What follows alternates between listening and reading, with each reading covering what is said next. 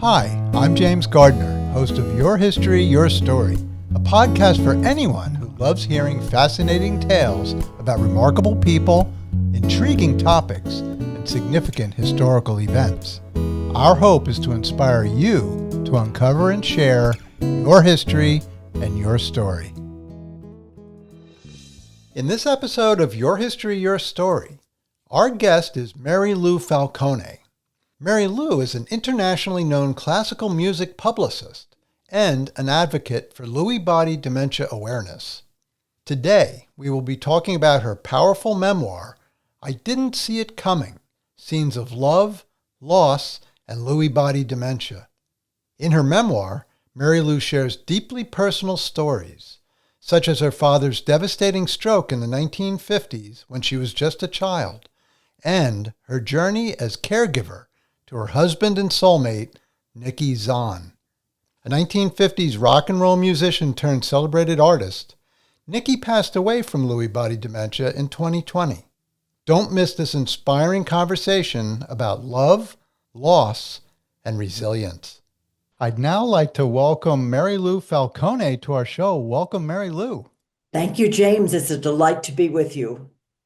Well, I'm very thankful to have you, but what's really good about this particular interview is that for most of our guests, we don't get the opportunity to meet them in person before the interview. And we had the absolute honor to meet with you before because of a dear mutual friend that we had together, a man named Vince Gardino.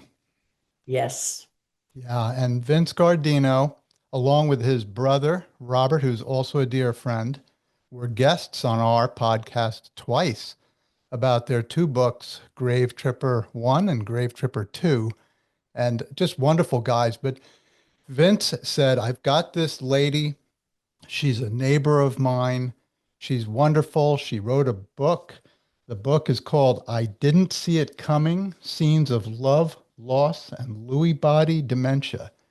And you've really got to meet her and talk to her about her book. So we started that contact, and then sadly, Vince left us suddenly in November of 2024, and we both miss him very much. But we also have his brother, Robert, who is also somebody that we got together with recently. So it was really nice to meet with a future podcast guest and a former podcast guest. So thank you. Thank you for this opportunity. It was my great pleasure to sit down with you and through Vince have this opportunity. So may he rest in peace. Absolutely. Now, when I heard about this book, I had heard of Lewy body disease just, I guess, a few years back.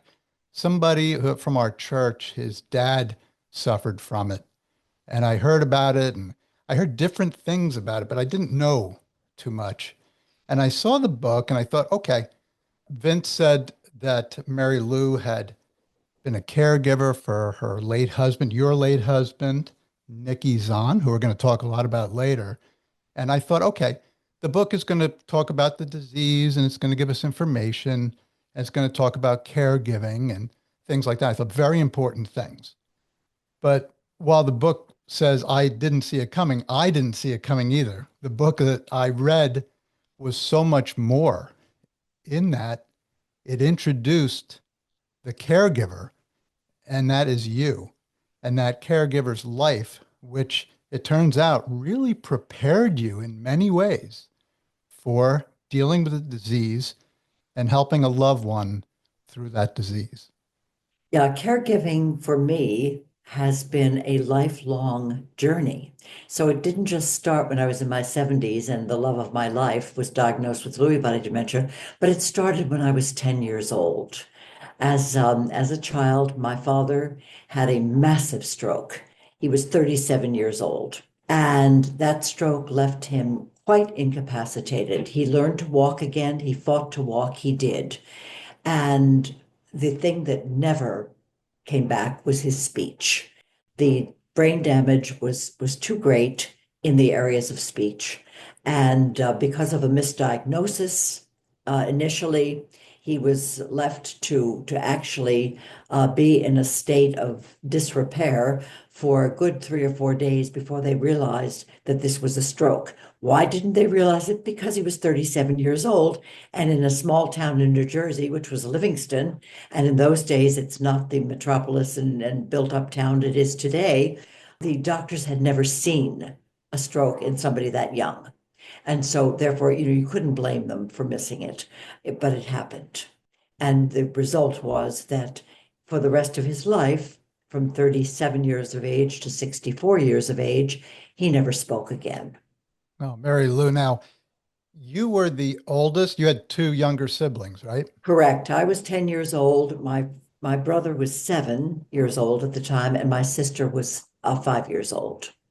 Now, you said that your mom. Let's think about your mom here. So, life is just starting off. You've got a young family. You live in a decent area, and you're sort of planning for the future, and then wham, this happens.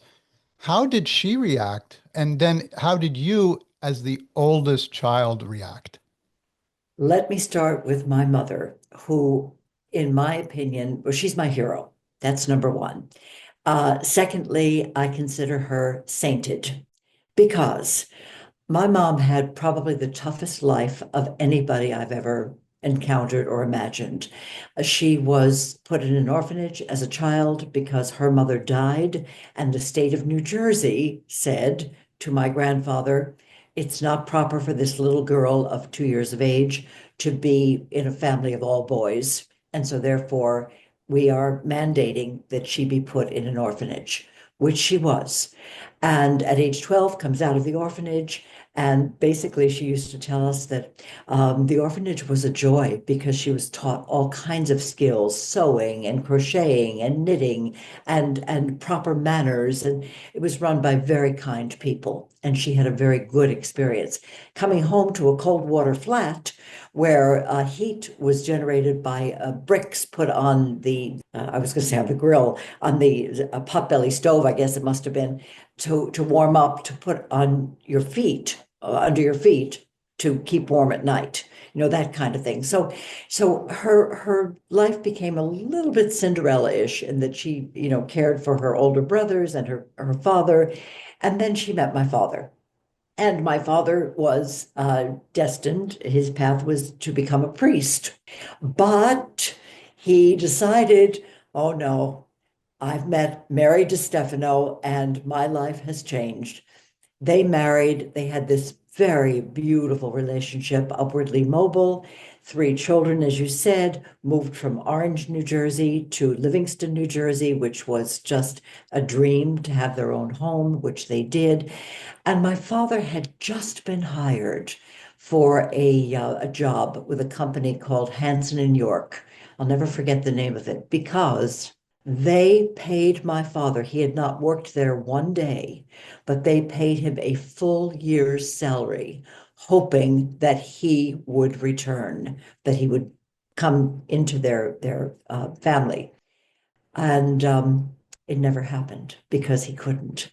But God bless them because they got us through that first year.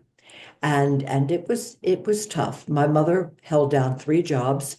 She worked in a factory 5 days a week. She worked in a bakery as a sales clerk, Saturdays and Sundays, and several evenings a week. She babysat for wealthy families, some of whom they used to socialize with. So it was a very challenging time for her to keep everything together. She was determined to keep us together as a family, to make sure that we had everything we needed, not creature comforts necessarily, but creature necessities. And we did. We always looked good. We always put ourselves together well as children. We were well behaved, and no one knew what was happening inside this household because in an Italian American family, you didn't go out and speak about it. You simply kept everything internalized within the family. And there wasn't a lot of discussion there either because there wasn't time for any discussion. My father couldn't talk. My mother was absolutely inundated with life, period. And so it fell to me as the oldest to take care of my younger brother and sister, also to take care of my dad, and ultimately to actually help in the rehabilitation of my dad after 2 years of rehab at a very famous rehab center called the Kessler Institute. Your listeners may know it from the fact that Christopher Reeve went there after he had his disastrous accident.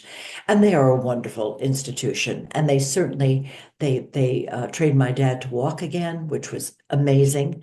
But the speech did not come back. And they said, you now have a very bright 11-year-old. She can work with you. And so I was charged with the responsibility. They taught me what to do of working with my dad every day after school. I'm here to tell you that I don't recommend it. This is not something for a child to do with a parent. And probably in this day and age, it wouldn't happen. But in those days, things were experimental and it happened.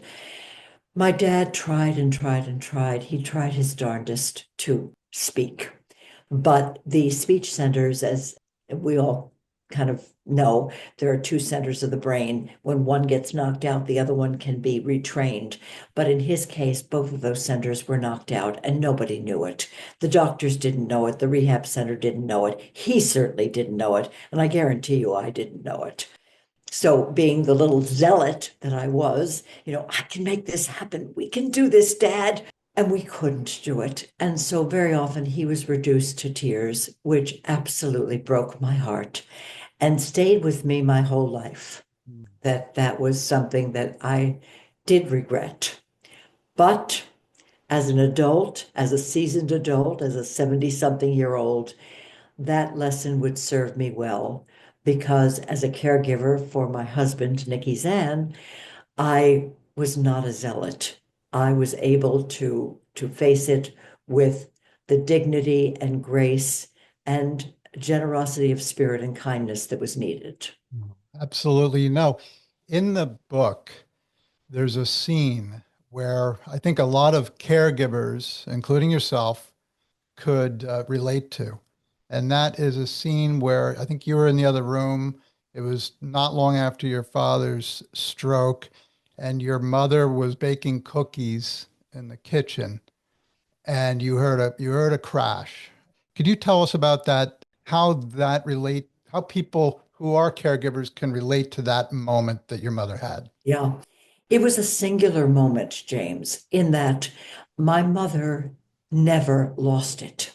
She was amazing. I think that she was very strong. Her upbringing, her past had made her incredibly strong. And she was determined to make our lives as normal as possible. So baking cookies at Christmas time, and this was about 6 months after my dad's stroke, baking cookies was something that had a normalcy to it. But it was overwhelming for her. The moment everything just converged. And what had happened was she had baked the cookies. She was taking the cookies out of the oven and evidently dropped the cookie tray and was so upset with the fact that she dropped it.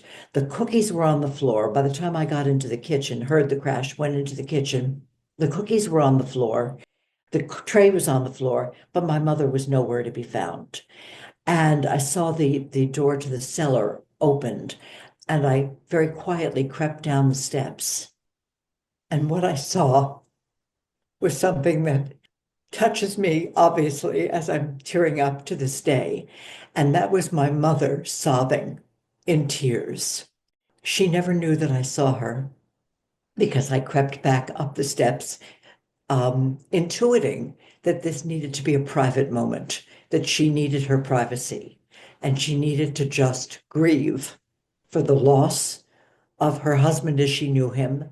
He was there physically, but he wasn't the husband that she knew, and also for what she had to endure as then she was 38 years old. So a 38-year-old facing yet another set of life's challenges, but this time affecting everybody in her wake that she loved. So that was a moment that, and it was singular again. It's the only time she ever broke down. And she didn't know that I'd seen her. Mm.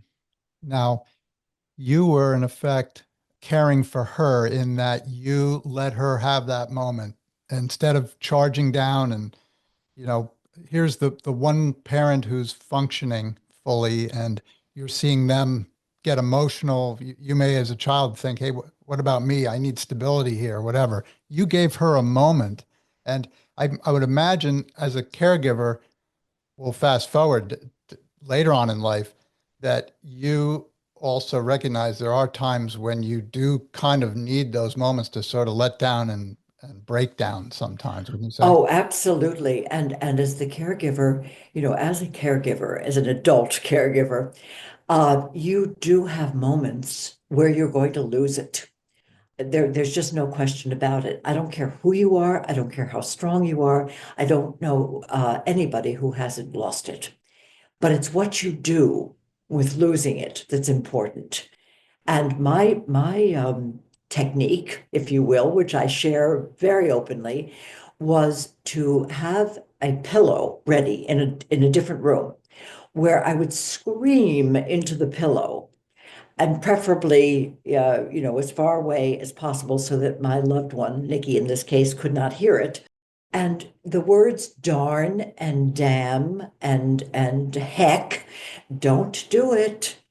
It is the F word, a word that I really don't like and I do not use in real life, but it has its purpose. And so I would go in and into this pillow, I would scream the F word at the top of my lungs, muffled so as not to be heard. And then I would have a lavender sachet at the ready where I would inhale like a big yoga breath, calm down, and go back into the lion's den with a smile to cope with whatever was necessary. So, yeah, So that's I it. share it. You know, you've got to get something out because if you keep suppressing that, it could come out against the person you're caring for, you know? Well, that's the point, isn't it? You don't, if the person you're caring for could do it, whatever it is, he or she would. They can't. And therefore, your anger will only make them feel bad. It is not helpful. It is actually detrimental. And so, as a caregiver, you do have a responsibility to take care of yourself, no question about it. You need to be strong and you need to care for your own well-being. But you also have to, I would recommend that you put yourself once a day for 30 seconds in the mindset of the person you're caring for. Just think about what it must be like to not be able to do those things that you once were able to do. It is an enormous lesson in humility and kindness and gratitude. Gratitude that you have everything that you can do and that you are able to take care of that person that you love. Oh, amen to that. And I just want to continue along with your training, I shall say, and caregiving in your life story. And just for the listeners, the book is so unusual in that it introduces characters in your life, people who affected you and in many ways prepared you for taking care of Nikki eventually. But they're introduced in a way that you just have to get the book to really get it. But we really get into your head and into your life as the reader. And some of the people I have to give honorable mention to is your grandfather, because Oh, that yes. impacted me. And I can only imagine how much his life impacted you. Could you tell us just briefly about him? Yes. My grandfather was my hero. I adored my grandfather, and I can say unequivocally, because I have it in writing from some of my cousins, that my grandfather adored me. So, in a family, of course, everybody is loved, but everyone has their champions. And my mother's, I wouldn't say her favorite, but the person she championed the most was my brother. My father adored my younger sister. My grandfather, who lived with us until I was 10, my grandfather was my go-to person. He spoke Italian only. I guess I must have understood him. I don't speak fluent Italian, I speak enough. But we didn't need words, you know. When his background was in Italy, he had been one of the guards for King Umberto at the turn of the century, that is the 1900s. He had come here as a hatter. His craft was making hats. And so he was a hatter in America. He had a very tough life. And again, my grandmother died when he was in his 20s. She was in her 20s, and leaving three boys and two girls. The death also of his wife affected their youngest child, who was just a baby, and she also died. I think it was the Spanish flu. You know, it was always said to be tuberculosis, but doing my research, that was the time of the Spanish flu, and I think that was probably it. So my grandmother was caring for her brother. Her brother died, she died, the baby died. Then my grandfather was left with four children, the three boys and my mother. And he made it. He made it work. He made homemade wine in the bathtub. You know, that was during Prohibition, of course. And he was a very handsome man. He was the ladies of the neighborhood were very enamored of him, and one lady in particular was the mother of one of the mob bosses of Newark, New Jersey. Uh-oh. And she would pick him up in her chauffeur-driven limousine, and he would respect her, and he liked her as a person, but he made it very clear, my children will not have a stepmother. So he raised those children himself. And by the time he was into older age, he lived with my mother and father. And when we moved to Livingston from Orange, he moved with us. And then my father got sick, and he had to move to Bloomfield with one of his sons. And it was, I would say, arguably the saddest day of his life when he had to leave us. And it was certainly one of the saddest days of my life, because I remember sitting at the kitchen table and weeping, just weeping, because my champion, my hero, was gone. On a daily basis, he was gone. When he came to the end of his life, I think I understood why we were so close.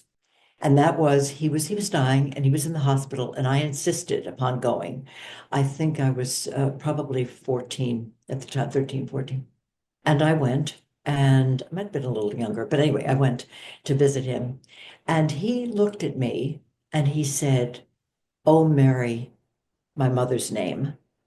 "Oh, Mary, don't let Mary Lou see me this way." Oh. So I think that he had a redo with me in his life, that he got to be the father, as a grandfather, Mm. to me, that he hadn't been able to be for my mother. Wow, what a terrific guy and what a great influence. All these years later, you remember him and that relationship, even though it really was, he was no longer there with you in the house. You still had the memory of him being there, plus you still were able to, I imagine, since he was only in Bloomfield, you got to see him once in a while. But Oh, yeah. He also, though, he left me with an amazing legacy. And that was, this is a man who had no money, but all the money he had in the world, he bought me a piano. I was 7 years old, and he bought me a piano so that I could have piano lessons. So basically, my introduction to music, which became my lifeline and my through thread throughout my entire life, came from my grandfather. And this piano, he would sit by the hour and listen to me play and sing. And from there, when he left and when we were in the house and my father was, not able to speak, etc., and we were not encouraged to speak outside of the home about what was going on emotionally, I needed an outlet. What do you do with all this stuff that's inside of you? Well, I discovered I could sing. I mean, it was kind of amazing when I would sing and there would be adults in the room, they would weep. So, what I intuited from that was all my emotions were being put into a song. I was able to honestly let it all out, but I wasn't violating anything at home because I wasn't talking about it. I was simply singing. And nobody knew why the emotion was as strong as it was, but I did. And it was my outlet. My outlet became my lifeline. My lifeline took me to Philadelphia to the Curtis Institute of Music, where, were it not for Curtis, I would have not had an education, a higher education, because it's a school where you audition if you're lucky enough to get in. You have a full ride. They pay for everything. And so my education was totally paid for. I walked out of there without debt, without, without any kind of payback obligation, except paying back as I went along in terms of making things possible for others. Wow. And some through the school and some not. But Let's that's the kind of payback I like. Yeah, let's talk about how you were inspired. I read about Dorothy Fuller. She was your first voice teacher. Oh, How did she impact you and give you that sort of pay it forward feeling? oh, thank you so much for mentioning her. Dorothy Fulmer, when I met her, I was 14 years old. She was she could still walk. She had multiple sclerosis and she could still answer the door.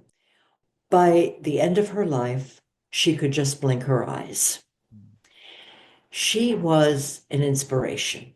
She believed in my talent and I believed in her. And so she was inspirational on so many levels. She taught me well.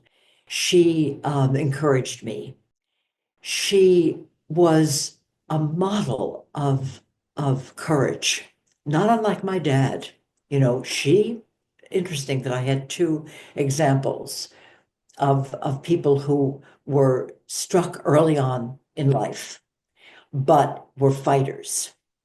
So I pay tribute to her in the book in that she was one of those fighters. She was one of those extraordinary people who believed in others and I wouldn't say she lived through others, but she encouraged what she loved through others. And I was the recipient of that. Wow. What amazing person that you have, amazing people you've had pour into your life. So you started singing. Sometime you have to sing for me, Mary Lou, but Oh, that will never happen, my friend. oh No, darn. I opened my mouth literally for the last time in 1978, I think it was, to sing a Verdi Requiem with the orchestra in Flint, Michigan, as the mezzo soloist. And I have not sung since. Oh my Not in the goodness. shower, nowhere. No, Wow. nope, nope, I missed my nope. opportunity. Because when you leave it, if you are a seasoned pro and you have a certain standard, you don't go below that standard. And so that's why I don't sing today. Oh, I understand. And I know there's another part in your story that you tell about somebody else who also somebody with a illness or disability who also poured into your life. And this, instead of being your voice teacher, this is somebody who you were teaching. Could you talk about that young lady? Yes, her name was Marcia Sketchley. She didn't live to make her 30th birthday. When she came to me, I was teaching out at the Baldwin School in Bryn Mawr, Pennsylvania, and I taught some private voice students. She had been a student at the school before my time teaching there, and she had come back and asked if she could take voice lessons. Her lifelong dream was to be able to sing. And she was in her 20s at that point, mid 20s, I would say. And she would come every week and we would match tones. She couldn't actually hear the sound and match it vocally. And it was a painstaking process to get her to match tones. And then we could string a couple of them together and we could sing a line. And finally, she could sing a song. And she was thrilled, and I was thrilled because she could do it. It was pretty remarkable. She couldn't walk well. She had a mobility trouble. She was I don't know what the disease was, but it was serious. And one day I invited her and her mother to come to a recital I was doing in Philadelphia. She came to her lesson afterwards, and she said basically, "This will be my last lesson." And I said, "Why?" And she said, "Because I heard you sing. You cannot waste your time on somebody like me." Whoa, said I. That just, no, Marcia, absolutely not. I said, "First of all, what you have to understand is that I learn from you every single day that I'm with you. And so you are not wasting my time. You are giving me a gift by being here. So please, if you're enjoying it, if you want to come, I want you to come." A year or so later, she went on her last trip. And I'm going to pick this up so you can see it, and maybe your audience will one of these days. But this is a scrimshaw that she gave me. This is over 50 years ago that she gave this to me, probably closer to 60 years. And I keep it on my desk because it reminds me of people who don't have a lot, but give a great deal. Wow. You still got it there. Oh, Oh, wow. yeah. Yeah. It's my talisman. I look at it and I think, God bless you, Marcia. I mean, she's gone 50 years now, and she didn't live until she was 30. She wasn't even 30 years old. Wow, what a legacy. What a legacy from her. So you're getting you got an education from the Curtis Institute, and you're a Right? singer. It's music. You're advancing in that way. You're now at this point, you're also teaching at Baldwin, right? That's how you Right. met this young lady. So that's moving along. But it's funny, but outside of your formal education, you're getting this other education that you've been getting since you were ten years old. So that's Correct. all being built together here. So as your career starts branching out, what kind of places are you singing at this point?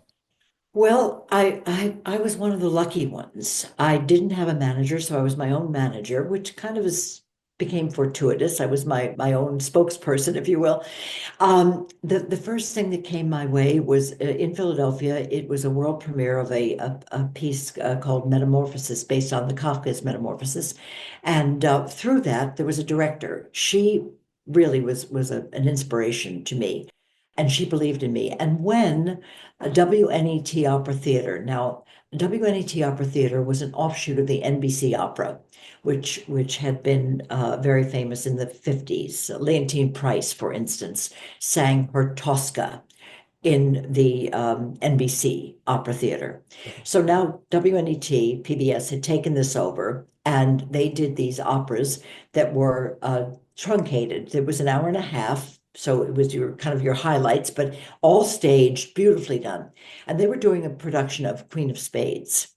And this director was involved as the television director for this.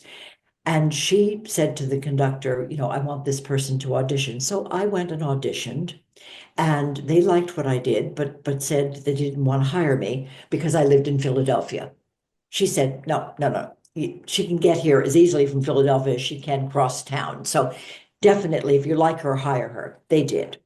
That was my first really big break. And so I started with opera on television. From there, I was, this is sort of a funny story. One of my dearest friends, my college roommate, Bonnie Corsaro, Bonnie Luders was her maiden name. Bonnie married Frank Corsaro, the very famous opera and theater director. He also headed the Actors Studio. I was to be maid of honor at their wedding. And Bonnie said, "Well, you have to meet my husband to be. You can't just come in and be the maid of honor." Got it. So I came up to New York, and now I had had this experience with WNET Opera Theater under my belt. And the year is 1971 now. And I meet Frank Corsaro, and he says to me, "Ah, you're the one that makes lasagna." I said, "Yep, I'm that one." And he said, "Will you make lasagna for me and my friends?" I said, well, sure, Frank, happy to do it. So I made this big vat of lasagna for Frank and his friends. His friends turned out to be Lanford Wilson, the playwright, Lee Hoybe, the composer, Bob Holton, who was head of Bellwin Mills, and Bonnie and me at this dinner. About midnight, Lanford looks at me and says, you know, you look just like what I envisioned one of our characters in our new opera, Summer and Smoke, to look like. I said, oh, really? That's nice. And Lee Hoybe, the composer, said, do you sing? I said, well, yeah, that's what I happen to do for part of my living. Yeah. And so we went over to the piano, which was in the room, played something, and sure enough, I got hired for the Wow. world premiere of Summer and Smoke. That brought me to St. Paul, Minnesota. St. Paul, Minnesota was a place where I went for many summers as in their repertory summer company, and again had these magnificent opportunities. There, I was called upon one day in my third season to could I come and actually oversee a photo shoot? Yeah, why not? I mean, I don't know how to do that, but how hard could it be, right? I oversaw the photo shoot. I came home, said to my roommates who were other singers in the company, I think I've just found something. I had been looking, honestly, James, I'd been looking for a couple of years for what else can I do? I knew I was not going to be a singer for the rest of my life. I just knew it. Not because I didn't enjoy it. I loved it. Not because I didn't have some talent in that area, which was recognized. That was wonderful. It's because I didn't need it. I needed to communicate, but it didn't have to be through music. It didn't have to be through singing. And I knew that, but I couldn't figure out what it was because that's the only thing I was trained to do, that and teach. And so I did this photo shoot. I thought, wow, this got wheels turning. Public relations, what does that mean? What is that all about? Went to the general manager and said, in my spare time, next season, thank you for inviting me back. Can I give you a pair of hands in the PR department so I can figure out what this is all about? And he said, no, but I want to talk to you. Came to New York, 6 hours of dinner and talking about ideas and I had these fantasies of what we could do. And at the end of dinner, he looked at me and he said, Mary Lou, I would like you to become the national and international press director for this company. When I got my jaw out of a plate of food, I looked at him and I said, two problems. One is I don't want to live in Minnesota. He said, no, no, no, no. You have to be in New York. That's where the action is. That's where you would need to be to meet all these people you need to meet. Got it? And secondly, I said to him, I know nothing, zero, about public relations. And he just looked at me and got very serious. And he said, Mary Lou, I've watched you. You love challenges. Say yes and go figure it out. And so at the end of 1973, so we're talking 52 years ago, I basically said yes and went and figured it out. And the rest, as they say, is history. Yes, that is so incredible. You were looking for something else and it was sort of like put right in your lap. Yeah, it's funny how that happens. I mean, people have read the book and said, "My gosh, you have been just at the right place at the right time." I think luck, and it is luck, but luck is being so prepared that you see an opportunity and you seize it. You could have been very cautious thinking, well, what if I give up teaching and singing and now I try this and I fail? Then what are you going to Yeah, do? Right? I actually did all three for about a year. I thought, I'm not going to give anything up quite yet. I'm going to do all three. And I was working, I mean, admittedly, I was working day and night. But that was okay because I could do it. I was young. I was 28 years old when I started my business, and I had a lot of energy, so I could do this. But within a year, I knew, thanks to a lot of fabulous people in the music industry who were there when I had questions. I could call Bob Holton from Bellwin Mills, whom I referenced at that fateful dinner. He was one of those people whom I would call and say, Bob, I want to do XYZ. What do you think? Go for it. You can do it. Just do it. So I broke rules that I didn't know I was breaking because I didn't know what the rules were. It's funny, you had three jobs. Did you think about your mom? She had three jobs too. Actually, no, I didn't. But thank you for referencing that because no, that never occurred to me. But that's true. Yeah, I did. I did. And but hers was out of not out of choice. Hers was out of necessity. Mine was out of well, this is kind of fun. I can do all this. Whatever the motivation was, that change has blessed a lot of people in your life, both professionally and personally. People, as you read the book, you'll find that out. There's so many people who came into your life, clients who you worked with, just great stories. And in some cases, you were, you know, giving support and care to those people as well. So it's a great story, but there is a person that you meet around the early 70s or so who would become the love of your life. You met Nicky Zann. Tell us about Nicky. How did you meet him? And what was his story? He had a really incredible background. Yes, well, let me give you where I met him and then go back, give you the background and fast forward it. So I met Nikki at a party, a Christmas party in 1973. It was at the home of Grace Bumbry, the great operatic soprano, and her then boyfriend, Johnny Lupatine. And Nikki was a friend of Johnny's, and I was brought to this party by an accompanist who used to be accompanying for me and for Grace. And he thought, well, you're starting this new business. This will be a lovely opportunity for you to meet a lot of industry people. So fun.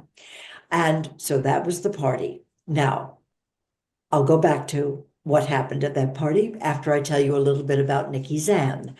Nicky was a force of nature. In the 50s, while I was doing what I was doing, he was a rock and roller.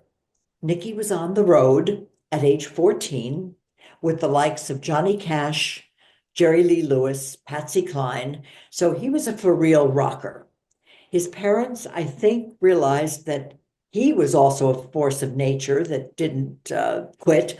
Mhm. And so instead of trying to stop him from doing it, they actually encouraged it. Now, granted, he was supervised by a manager and all of that, but those were wild days out there with drugs and booze and everything else that was going on. Interestingly enough, Nicky took to it like a duck to water. His grandfather had been with Buffalo Bill during the Wild West show days, but his grandfather had been a classical musician playing with the Boston Symphony before that, washing dishes to make a living, I might add. But okay, so Nicky came by his talent quite naturally, and he always had art in his background from being a very little child. He always drew, so art was never far from what he was doing. Even on the road, he would draw and paint and whatever.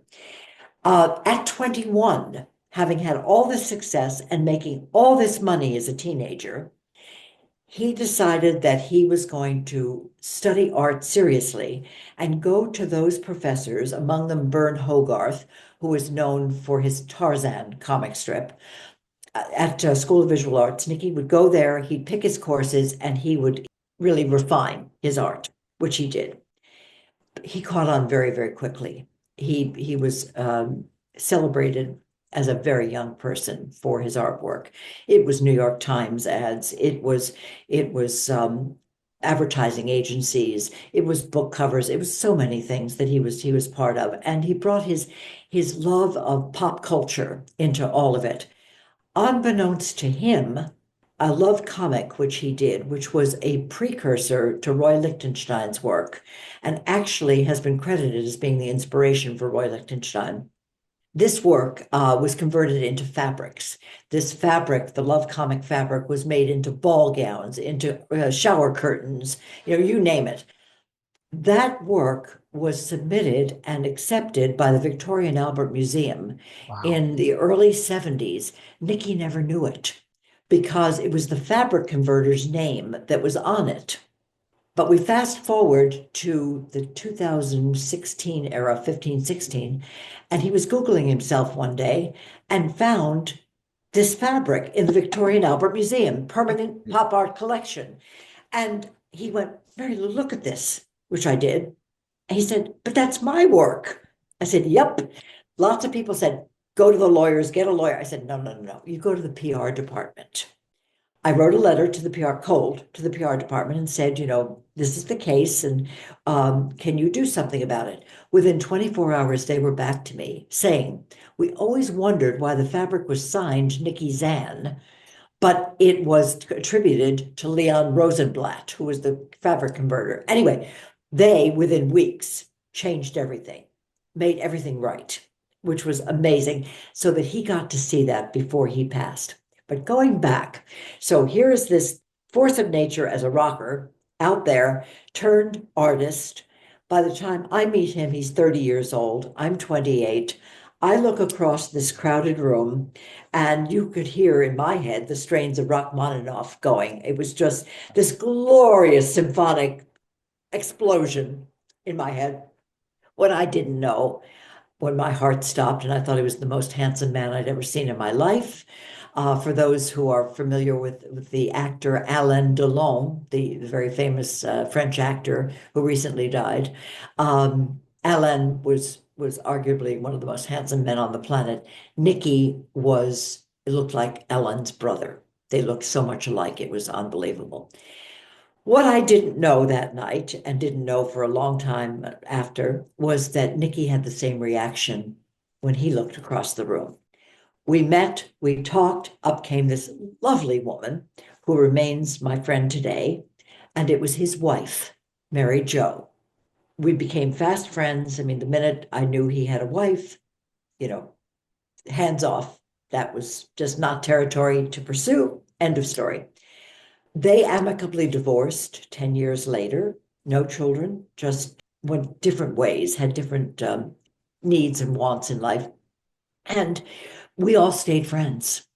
But Nicky called me and said, I've had this in my heart for a very long time, and I think we'd be a good couple.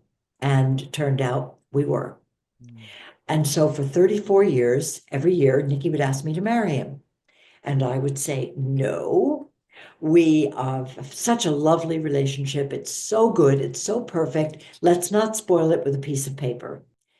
And then in 2017, when I was noticing some things that were not quite right, and I was frightened for what I was noticing, I said to Nicky one day in early 2017, Nicky, will you marry me? And he looked at me and he said, Mary Lou, I've been asking you for 34 years, and now you're asking me. Can I just ask, what's your hurry? It's only been 34 years. And I said, well, we're very much in love. We're not getting any younger. And I stopped there. I didn't add, and I'm scared to death that something is wrong and I want to be able to protect you. But I didn't go there. As it turned out, I was right. He, very shortly after we got married on the 13th of February, went in to have an angiogram on the 14th of February. And, my quip, which I don't think the doctors thought was very funny, was, well, doesn't everybody get their heart checked out on Valentine's Day? But you have to make light of some of this stuff, Of course. because it's serious and, Yeah. it's what it is. Anyway, they found that he needed triple bypass surgery, which took place the next day on February 15th. So it was a 3-day journey of a very significant order: marriage, angiogram, triple bypass surgery, 3 days in a row. So that was the beginning of the end, in that here's this man who's had this celebrated career, artwork in museums, known worldwide for the art that he's done, switched to painting, which had been very successful as well. And now here he was almost leaving the planet, as he told me after the triple bypass surgery, that he saw the white light and he was going toward it, and then said to himself, yeah, but I've only been married to Mary Lou for 3 days. So Yeah. I can't leave her yet. Can't leave her yet. Now, it wasn't long after the heart surgery that these other symptoms started coming out, and something was wrong. Then at that point, he went to a neurologist for a diagnosis as to what was going on. Yeah, it took well over a year because we kept being told heart surgery takes a year or more for it to really kick in. In his case, he was getting weaker, he was losing weight, he was forgetting things, and what I didn't know is the hallucinations that came with the heart surgery. And that's often the case, that with open heart surgery, hallucinations are not uncommon, but his never left, and I didn't know that. A year and a half later, we switched doctors, and we're now into 2018. And in 18, I said in the fall of 18 to our new doctor, I think we need an MRI, a baseline MRI. And he said, well, let me just watch a little bit longer. He watched. I went with Nicky to Stockholm, Sweden. We traveled a lot. And when we went to Stockholm, Nicky couldn't figure out how to get through the metal detector at the airport. When we got to the hotel, he couldn't figure out how to get from the front desk to our hotel room. This was serious. He was sleeping all day in order to be functional at night for the events that I was running. It was a big deal occasion, and I had a lot of responsibility. So I had to work by day, go back to the hotel where he'd been sleeping, get him ready in his black tie and all of that, and he would absolutely rise to the occasion. He would be 100% Nicky. Nobody knew anything was wrong. And we got back stateside, and I said to our new doctor, who was wonderful, Nicky called him the angel. His name was John Cahill, and he left us last year, 58 years old, Oh, a brain tumor that just took his life. It's just tragic. But John said, okay, time for the MRI. Scheduled it. It showed age appropriate deterioration, which to me is nonsense, for we don't know what's going on. I insisted, what's next? He said, I'm sending you to a neurologist. What he said was the best neurologist I know. What he left out was for what? It turned out to be for Lewy body dementia. We went, the neurologist was brilliant at diagnosis, for which I give him enormous credit.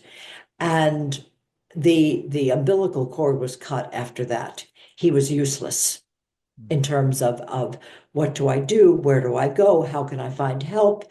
What do I have to look forward to in this journey?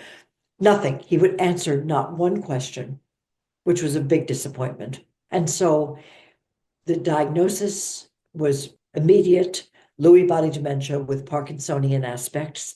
Parkinson's and Lewy body, they go together because it's the same rogue protein in different parts of the brain that cause these two diseases. And it was then confirmed through a DAT scan, DAT scan, and a REM sleep test. Because with Lewy body, there's what makes it distinctly different than Alzheimer's is hallucinations, REM sleep disorder, which is when you act out your dreams. You dream you're punching somebody, you're really punching somebody. And fluctuations. The big one is that you are yourself 100% one day, and the next day you don't even know who the person standing next to you is. And this goes back and forth. wow. So, yeah. So the journey then continued. COVID hit. COVID was for most people, it was the enemy. For us, it became a good friend because I could be there 24 hours a day for Nicky as his sole caregiver. What I couldn't do was bring someone in because I was afraid of bringing in COVID as well. I'd heard the horror stories from others. I wasn't about to have Nicky leave this planet via COVID. So I didn't. I was diligent. I didn't bring anybody in. I thought, I just prayed. I just prayed that I could do it. And my prayers were answered. Yeah, Mary Lou, when I was reading your story, I was thinking about what was it that you knew about Lewy body before Nikki was diagnosed with it? What was your education at that point on the Yeah, disease? we both knew when he was given the diagnosis, we both knew what it was and what it did because a friend of ours had died of it 3 years before. Oh, okay. So we knew it challenged your motor skills and it certainly was a fluctuation disease. Okay. But from what I understand, it can present itself differently in different Oh, patients. correct. That is correct. And that's why it's so hard to diagnose, which is why we were very lucky to have found the neurologist who could diagnose it. So for that, I am grateful, and I am grateful to him. I think that most doctors, if there's a message to doctors out here, it's please listen to the caregivers. Let the caregivers be part of the solution because shutting them down does not help. No, not at all. My mom suffered from Alzheimer's disease, and what I saw with that, or our family saw with that, was a slow and steady decline that took about 10 years from the first signs, although there could have been even earlier signs that we missed. I mean, she started in her early 70s, losing her car keys and things like that, but it was a slow, steady decline. There were near the end some more dramatic drop-offs, but it sounds to me that Lewy Body is just very much like you said. One day, Nicky could be very conversant and really the life of the party. You mentioned a couple of occasions where he was just like he was it. He was the man of the hour. And the next day he would sleep all day. You didn't know what you were getting, I guess, any given day, right? That's correct. That's absolutely correct. The fluctuations are so erratic and dramatic, both. And that's what makes the disease a blessing and a curse because the person who has it knows what's Mm. happening to them. He was very aware. He wrote a poem that I do publish in the book, talking about this is a couple of months before he died, talking about what it felt like to be trapped in that body. And again, I found it 3 months after he died.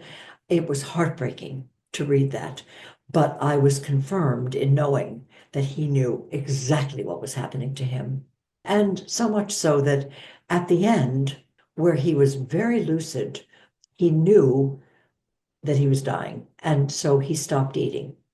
2 days after that, he stopped drinking. A day after that, I brought in friends and family to say goodbye.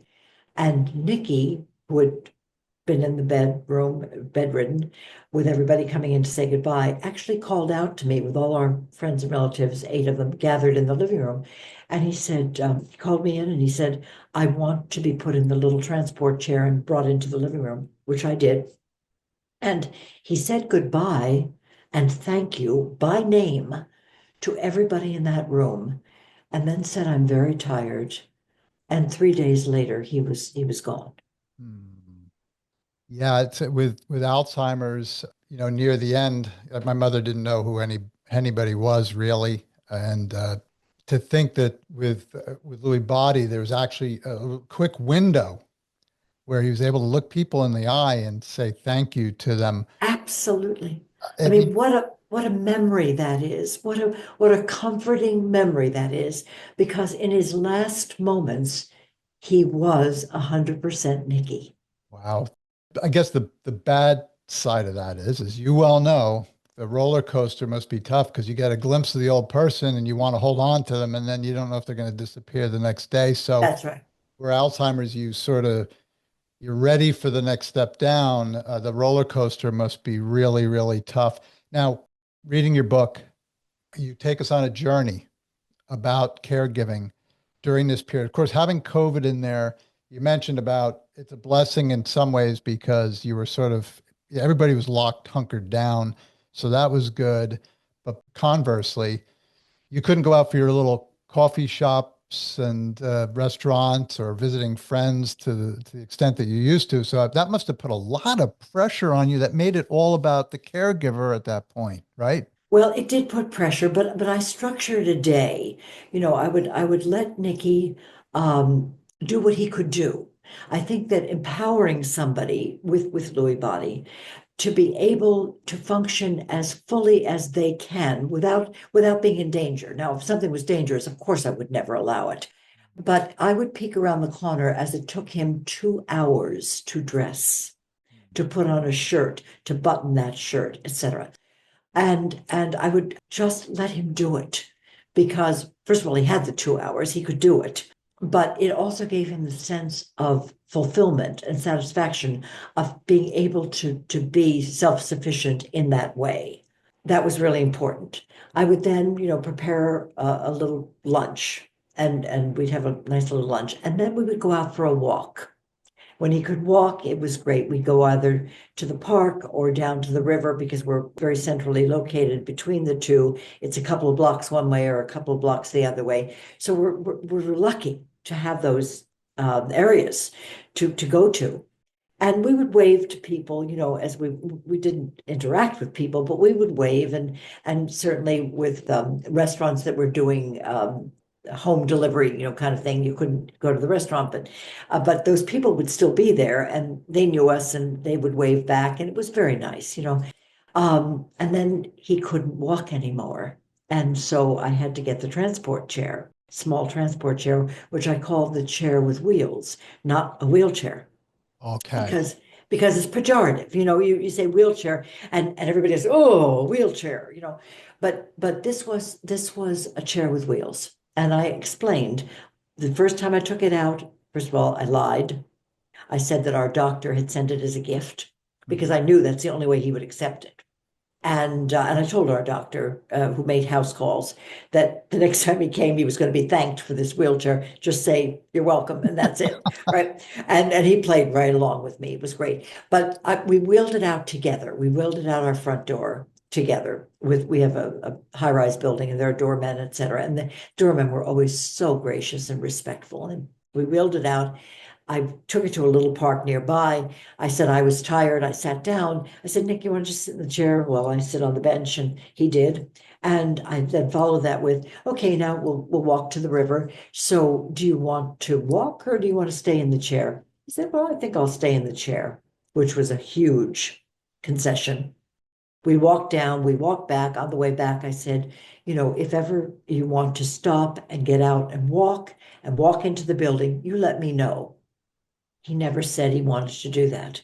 So we wheeled into the building with a naturalness that the doormen, God bless them, they were, Nicky, good to see you. Great to see you, man. And we never had a problem with the wheelchair again. So Oh, yeah. well, I've been blessed to have actually interacted with the doormen at your place, and very, very nice people for sure. When we talk about the roller coasters, so there's the days where he might just be sleeping. There's days where he's right on. He might actually be drawing and sketching with all his skills. But then there are those times that you kind of alluded to it a little earlier, where maybe he get a little nasty, maybe Yeah. a little mean, and we experienced that with my mother. Very few times, but just a couple of times where, oh, it actually hurts you, even though you know it's coming from the disease. How did you, besides screaming into the pillow, how did your training in life as a caregiver in many instances, how did that come in handy to you at those moments? I knew I labeled two people. I labeled Nicky as Nicky and Louie as the alter ego who would rear its ugly head. And I told myself that that was Louis talking. That wasn't Nicky. When it would get a little mean spirited or aggressive or whatever it was, and it was Louis talking. And I had to tell myself that consistently because Nicky couldn't help it in the moment. It just happened. It wasn't him. But he would realize that he had snapped or he had been mean spirited or whatever. And in March, now we're into the pandemic, it's the end of March. It's actually the 27th of March because I still have the drawing. And Nicky made a drawing after he'd snapped at me about something. And he made a drawing and he brought it over and gave it to me. And it's the two of us standing with masks on because it's COVID time. And the bubble above his head says, I'm so sorry. I know you were only trying to help me. Oh, And wow. I keep that on my desk, my little talisman near my computer. On my desk is that framed drawing because it is the last thing he ever drew. Hmm. And it was that loving part of Nicky just saying, I didn't mean that. Well, I thought about it and reading your story from a little girl, and I think of how you had to read people who you cared about who may not have been able to communicate effectively or normally. Your father couldn't speak. You had to read him through his eyes. I think you mentioned his smile, uh, Oh, just the beamed, right? You could do that. yeah, that smile was the signature. That was his signature. Mm, And that's why, again, people didn't know that he couldn't communicate verbally because you always saw this warm and engaging smile. mm. I used to be fearful, actually, into my adulthood until my dad died. So he died, I was in my late 30s. And I found out my brother and sister had the same fear, which when we compared notes while I was writing this book, the fear was that someday he would be stopped by somebody, by a bully, by a policeman, and they would think he was faking or not able or not wanting to communicate out of belligerence, and he would be in trouble. Never happened. Thank goodness it never happened. But that was a fear we all lived with. And unbeknownst to the others, we each kept that fear privately. You wanted to keep him safe, just like when you were home with Nikki. You want to make sure he was safe, that he didn't.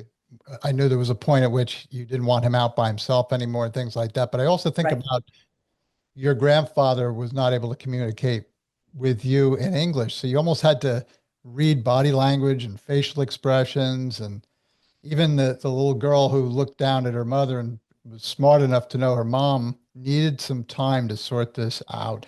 So I think those are from what I saw, that's how good this book is because it really gets into the mind of the caregiver, right? It wasn't just some Yeah. No, boilerplate caregiver story that no. it was about the because everybody's different. Every caregiver has a different story about Absolutely.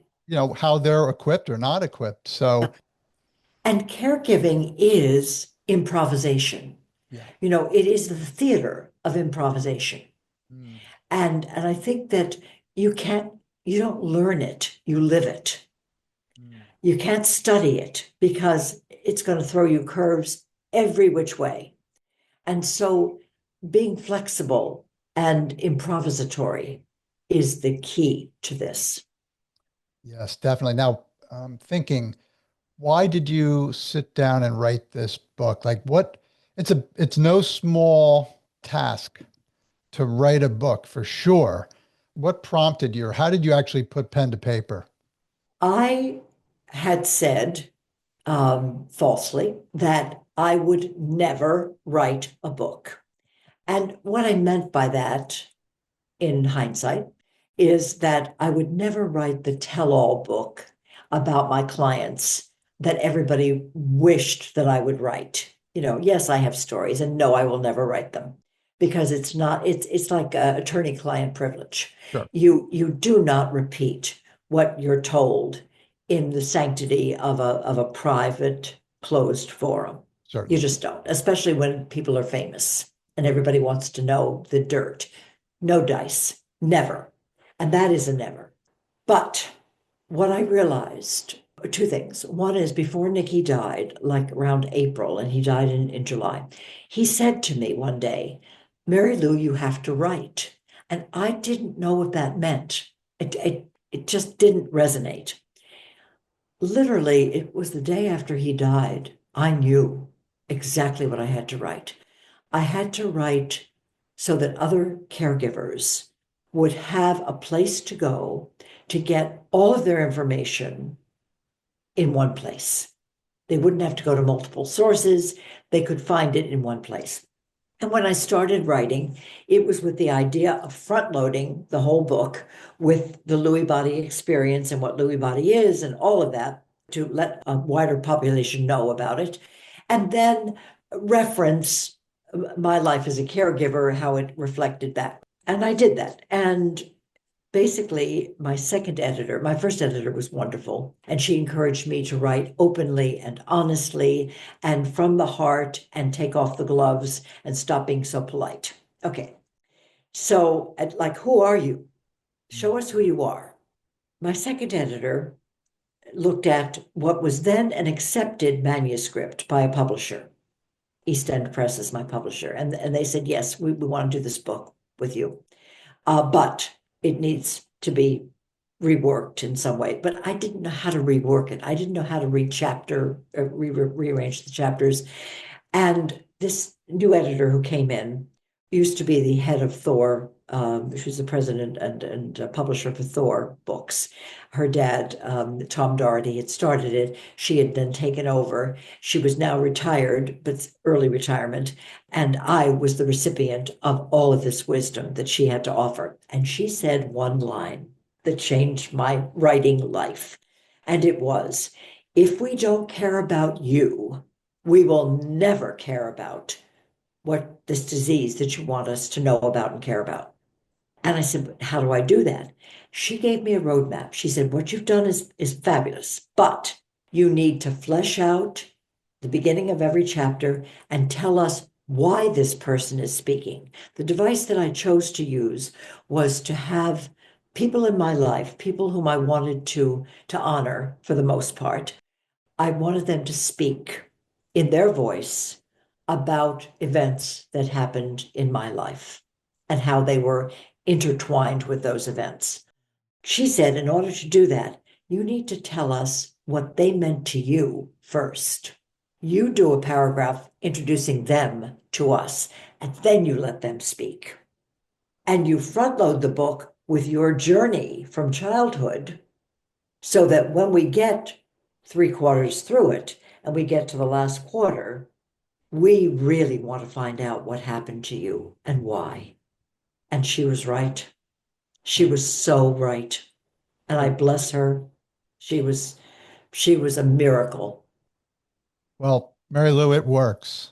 Very engaging book for sure. And I'm thinking as I'm reading this that you can see little places where your experience really helped you a lot in the end with your husband. And I can see also that no matter how much training you've had, life training, there's still an enormous amount of pressure on the caregiver. You're not just saying, hey, I handled this perfectly and all that. Oh, There's no. learning on the job, sort of, right? And again, you don't know what kind of twists or turns the disease is going to throw at you. But I think really to get the reader to feel what it's like to be Mary Lou, to also get an idea of what the people who knew Mary Lou throughout her life thought of her and how they interacted with her. Boy, it really just sets you up for what you went through. And I think just having visited with you, with my wife Kelly and our dear friend Robert, to get an idea of even the neighborhood that you lived in. And I can picture now you and Nicky walking arm in arm through the areas and grabbing coffee and saying hello to people. So this has been an amazing experience. Mary Lou, how can, if somebody, other than reading your amazing book, I Didn't See It Coming, Scenes of Love, Loss, and Lewy Body Dementia, how can people find out more information specifically about Lewy body? Thank you for asking that question. There is the best website that I know is the Lewy Body Dementia Resource Center website. And the easiest way to get to it is lbdny.org. That's lbdny.org. It is in 8 languages currently. It is a very comprehensive website, and you can learn so much from this website. I highly recommend it. Also, the Lewy Body Dementia Resource Center has a 365-day-a-year helpline manned by people from 8 a.m. to 8 p.m., manned by people who have experienced the disease as caregivers. So there is no one who answers that helpline who hasn't been through it. And that is huge. Of course, there are support groups that one can be part of, which the website will tell you about. That is terrific to have that resource for, people to plug in when they might feel alone. Also, you were involved in a documentary. You were an executive producer for Facing the Wind, which was just released in November. Kelly and I watched it the other day, and it's really a journey of three couples where each one where the the husband has Lewy body disease. Could you say a few words on that documentary and how people might be able to watch it? Yes, I can. It is a powerful documentary of 58 minutes. It has premiered at Doc NYC, which is the largest film festival in America. It premiered in November and was available through a streaming service then through the festival. It is currently not available to the public, I'm sorry to say, but we are working on getting it to hopefully PBS. It is again 58 minutes. It's the perfect format. It's the perfect subject matter for a PBS audience and others as well. We've just gotten a distributor, and that's about to launch as well. So if people are interested in the film, they can go to facingthewindfilm.com, all one word. And the trailer is there. One can see the trailer for sure and find out more about it. It was very moving, and it really talks about how people can support each other who are going through similar situations. Well, you've just hit the nail right on its head. I think that all of our messages are similar, and that is, as a caregiver, you are not alone. It can feel very lonely. It can feel very isolated. But please know, to anybody listening to this, please know you are not alone. There are those of us here to help. And you just reach out and you will find your help, myself included. Well, thank you so much, Mary Lou. This has been a really great experience meeting you and also hearing about your story and getting the word out about Lewy body disease, which is more common than I ever expected or knew about, and to give resources to people who might be looking for help, just support and knowledge, general knowledge about the disease. I appreciate that because after Alzheimer's, it's the second most progressive dementia, affecting 1.4 million people in this country alone. So it's huge and it's growing because the population is growing. It generally hits more men than women, and it can hit as early as one's 40s. Unusual, but it happens. Generally late 50s, 60s, 70s. That's the area that it strikes. Yeah. So again, for the caregivers who are having to deal with this, and for the folks who have it, you are not alone. Thank you, Mary Lou. And thank you for being so open about the story of your dear late husband, Nicky. And it's a tremendous book, and I highly recommend it. Thank you so much for this really fabulous opportunity and for being such a wonderful interviewer. Oh, thank you. And Kelly and I look forward to coming in and grabbing lunch again with maybe you and Robert. Sounds good to me. Thank you. Okay, Mary Lou, thank you very much. Thank you. Okay, bye-bye. Bye. Thank you for listening to this episode of Your History, Your Story. Don't forget to follow us on YouTube, Facebook, X, and Instagram to stay connected. We'd love to hear from you whether you have questions, comments, or a story to share. Until next time, be well and God bless.